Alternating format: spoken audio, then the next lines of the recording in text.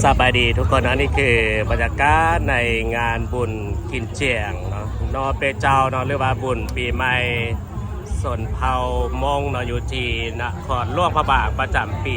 2025เนาะสำหรับมื้อนี้ก็จะมีพักรัฐเนาะเพิ่นมาเปิดงานในมื้อนี้เนาะอย่างเป็นทางการเลยเนาะแล้วก็จะพากันมาโยนนะมักขอดนะประเดินโยนมักขอดอย่างคึกคืนเลยเนาะมีผู้บ่าวผู้สาวเนาะโยนมักขอดนะอันนี้ก็จะเป็นเอกลักษณ์เนาะเป็นฮิปของประเพณีของพี่น้องสนเผ่ามงเนาะซึ่งงานนี้เนาะเพิ่นจะปิดลงในวันที่25เดือน12 2025นี่เนาะซึ่งมื้อนี้ก็มื้อวันที่22แล้วเนาะมื้อนี้เนาะอีก3มื้อเนาะ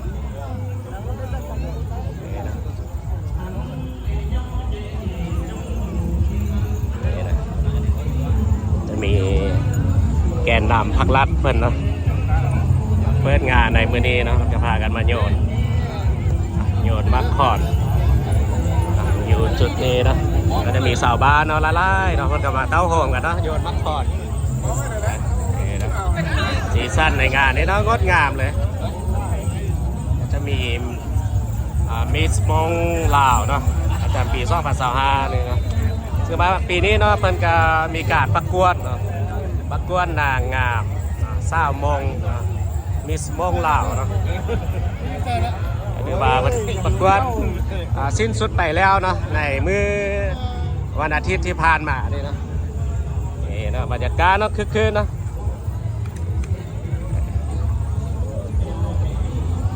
ก็จะเห็นมีหลายๆคนนะเพิ่นแต่งสุดสนเผาเนาะที่เป็นเอกลักษณ์นะงามนะนี่นะมีหลากหลายซีซั่นเนาะงดงามจะมาเต้าโหมกันเลยเนาะโยนมักขอดนะ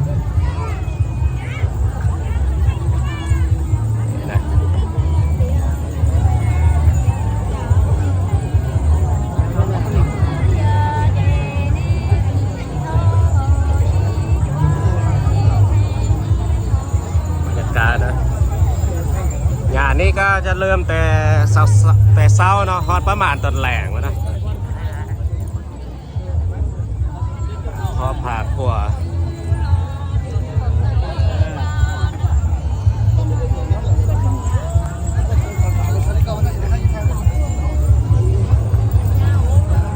สาวงามนะอากาศก็ถือว่าแดดออกแล้วตอนนี้เนาะแดดแห้งก็ขวดนะนี่มันจะมีห้องเพลง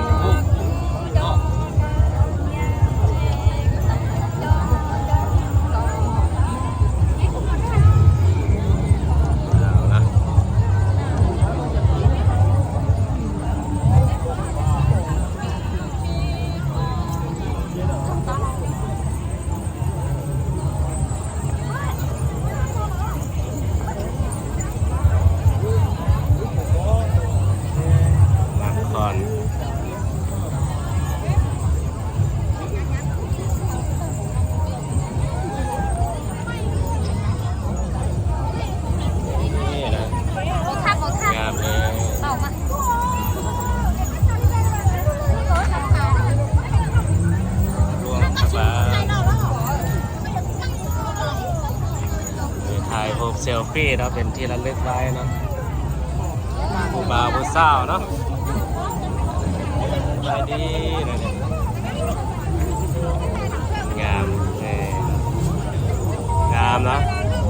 สุดคู่เนาะผู้บ่าวผู้สาวงามเลย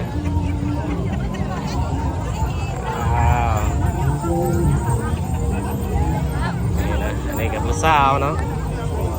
สาวงาม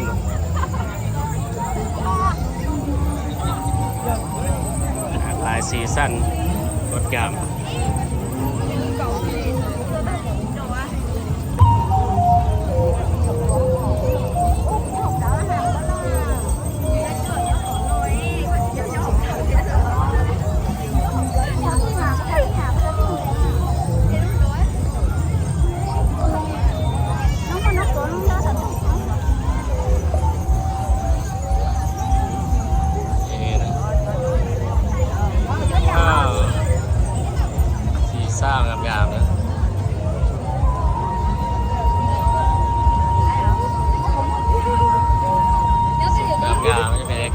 ต่างกันไปเนาะ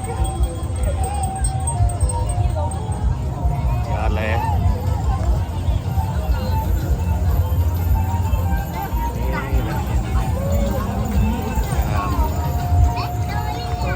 งาม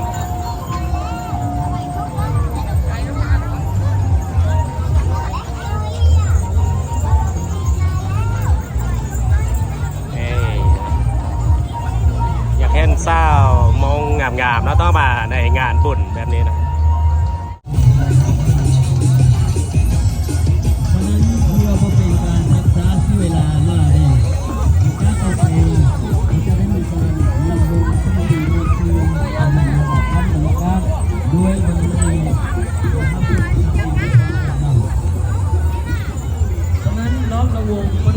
รอบนี้พ่อจะติดเทียนให้เกทานโอ้โหบุญเพื่อใส่วรวงศ์ประธานคณะกรรมการปกครองเทศโลบาลนะโดยการดูแลหลังผู้เป็นนักเมนพ่อน้องนางเจ้านางงามประจำปีนางงามมุ้งประจำปีต้องประจำ5ที่นครโลบาลเนาะพ่อเป็นน้องนางเจ้านะเดี๋ยวแกมงาม การกายเวทีเพื่อเป็นเกียรติแก่ในบริเวณ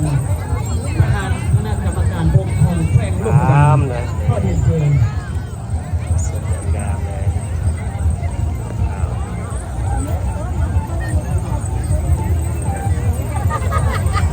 หลากหลายสีสันงดงามงามภาษางามใส่อย่างโซ่อยู่เนาะไปเห็นครูมาเนาะสบายดีนะนี่นะ เอาข้อส่วนน้องนางข้าวแดงสุดเป็นสีแดงสีข้าวนะมาทำกันเนาะน่าจะเป็นมูเนาะงามนะมีหลากหลายนะมีสั้นงดงามนี่นะประธานคณะกรรมการปกครองแขวงลูกบาง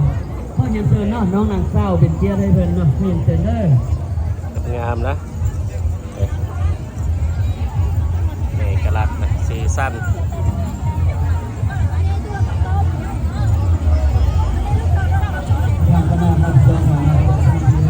นี่นะมางามๆนะนี่นะยอดเลย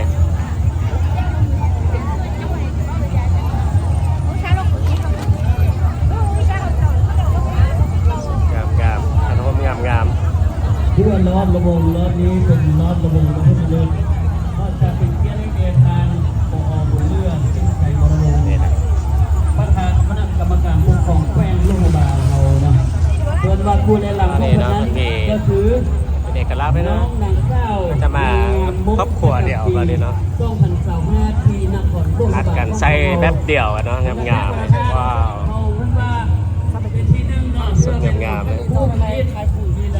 คนอยู่ในประจำปี2025ของเราดังนั้นก็เชิญก็ประธานปกครองเพื่อใส่บริวารประธานคณะกรรมการปกครองแขวงนะขึ้นลายสีสั้นงดงามแล้วก็ข้อมูลประเทศประธานเราจะนำคณะแขวงคณะกรเรารวมคนชื่อเนอตอนนี้เนาะกำลังมาไล่เลยเนาะสาวกับงามงามเลยไอ้ดีว้าวนี่นะอยากใส่นะในงานนี้นะก็จะมีโยนมักขอนนะอันนี้นะเป็นนี่ผู้สาวกันว้าวสาวงามมาโยนนะมาโยนมาลมจีบได้เนาะถ้าอย่างโซดนะบางคนก็อย่างโซดอยู่นะยังว่ามีครูเธอเนาะ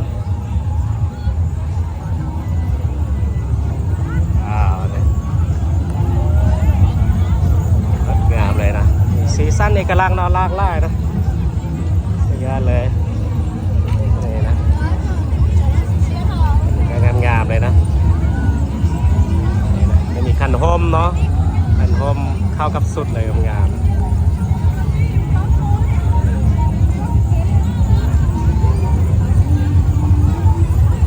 สีเรื่องก็มีใส่สุดเป็นสีเรื่องนะสี เรื่องงามๆว่าสุดสมเภาซึ่งว่าตอนนี้มันก็มีการอัปเกรดเนาะจะเป็นส่วนเผา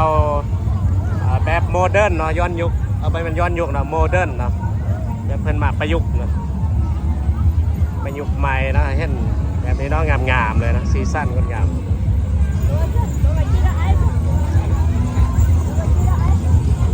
งามเนี่ยสาวว้าวยิ้มงามๆนะสุดก็งามคนก็งามเยอะเลยนะตอนนี้ก็คือซีซั่นนะและบรรยากาศนะในงานบุญกินเจียงเนาะในวันนอเปเจ้าบุญปีใหม่กับพี่น้องส่วนเผ่ามงนะอยู่ที่นครหลวงบางนะประจำปี2025เนาะซึ่งงานนี้จะจบลงในเมื่อวันที่25ถึง12/2025เนาะเพิ่นก็เริ่มตั้งแต่วันที่15มาทักทานได้เนาะยังประทานได้มาสามารถมาได้เนาะแต่อย่างอีก3มื้อเนาะโอเคถ้าไปใส่ก็จะข้อละคลิปเลยเนาะไว้เพียงแต่ท่านก็ละการข้อขอบใจเนาะทุกทางทุกคนที่เข้ามาเบิ่งมาโซนและติดตามมาตลอดแล้วเจอกันในคลิปต่อไปสบายดี